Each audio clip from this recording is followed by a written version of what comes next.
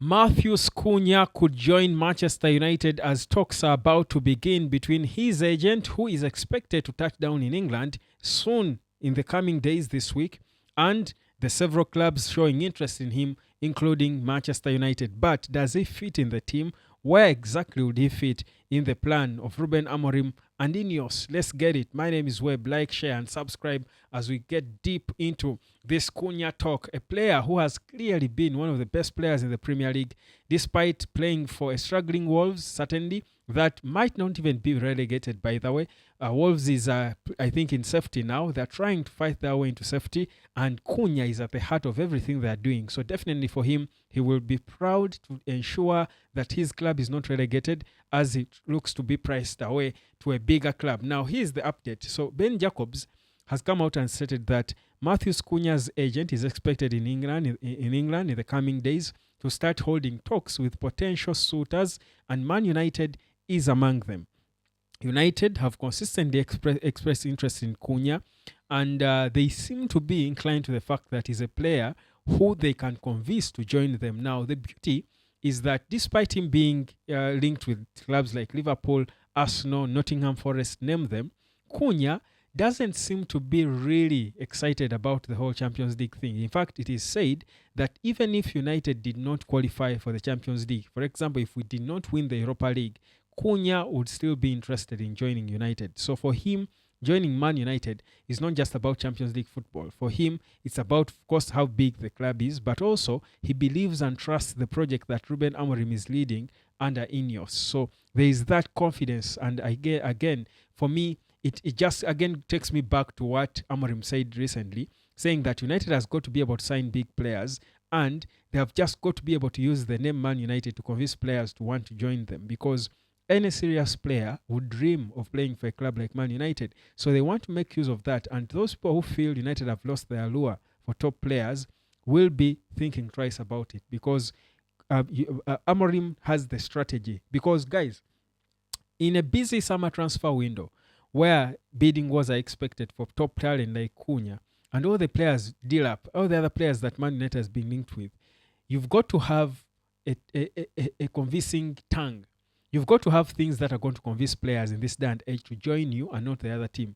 Because unlike before, where just the name Arsenal, Man United, or Liverpool would sell to a player and appeal to a player, today there are so many other clubs that can offer something exciting to the players. So there are so many options for the players, and as a club, you've got to be able to convince them and attract them. Now, Amarim seems to have that confidence that he can convince top players to choose Man United despite the struggles, and join them with the trust and belief that things are going to be right. Who wouldn't want to be a part of the team that brings Man United back to the top?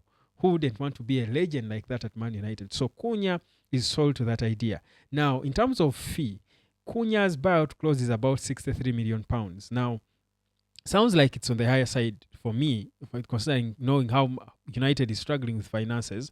But what we know is that, first of all, that money can go down in negotiations. It can reduce. That is one. But also, we know that Man United has Ineos are willing to invest some extra cash in the summer for Ruben Amorim, despite them having these whole financial fair play impediments that are certainly going to limit how much they can trade, how much business they can do. The will and desire is there to figure out ways they can find the funds to be able to bring in players that will identify with Amorim and the Ineos project.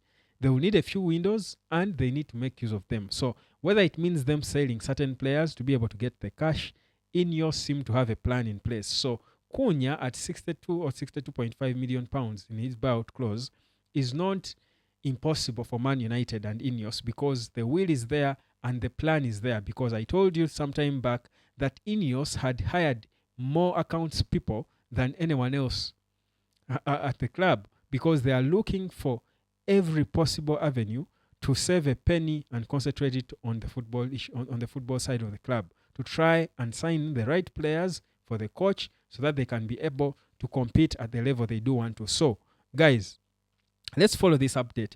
In terms of where Cunha fits in the team, definitely a player like Cunha is talented. He's proven in the Premier League. He's extremely talented. He's a natural footballer, goal scorer, but also creates. And the ability that he has is quite unusual because he can play as a false nine. He can play as one of the two number 10s. I'm very sure Amarim can even try him as a wing back in some position and he could still play there. So Cunha gives that dimension because he can play multiple positions in the pitch. He brings that dimension to the team that Amarim would really want to make use of. So imagine you have Cunha and Amad Diallo, and then you get a number 9. It's being said now that Man United is so inclined to signing Liam Delap because of his affordability, but also the fact that he's been a bit proven in the Premier League in this one season he has had. So you clearly see that there is a concrete plan for Ruben Amorim to solve the goal scoring problem and the creative problem that has been a clear issue with Man United in the past days. It's beginning to be glaring. I think every day we see it clearly that there is need to be better players brought in who can play those creative roles better and ensure that United can really create enough chances and even bury them. So that's a bit of where we are. I think Cunha would fit into the team. The only disquiet I have about Cunha is his temperament. He seems to have a hot temper. He seems to be full of himself. He seems to get ahead of himself. And you see, when you're building a team, you don't want players like that. The only impediment that would slow down clubs from signing Cunha would be about his temper, not his talent and skill, but the things he has shown with Gary O'Neill when he was still coach. But even currently in the past games, Pereira in fact warned him because you cannot claim to want to win more than everyone else. You've got to be a good loser. That's part of being a professional, part of being a good footballer, should be how you take a loss. Now, Cunha struggles a bit when it comes to losses, but also at times his temper has cost the team a few points, yet he knows how important a player he is. So it then becomes a challenge because, again, special players always have come with their dirt. So as a manager, you're supposed to be now able to know that, okay, I've got this special talented player, but I've got to be able to manage him. Otherwise, I will miss him. So what do? Do you lose out on them, or do you bite the bullet and say, I'll try and manage them and their temper and have them fit into the team? That's the issue with Matheus Cunha. But United seem to be serious. Of course, it's not the only club that wants him. Arsenal, Nottingham Forest, talk about Liverpool. All these clubs are interested in his signature.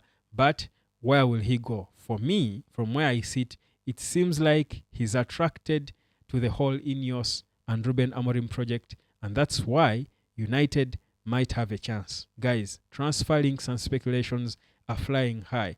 How much do you think United need Cunha? Is he a player you would sign in the summer? Let me know what you think. Subscribe. Catch you later.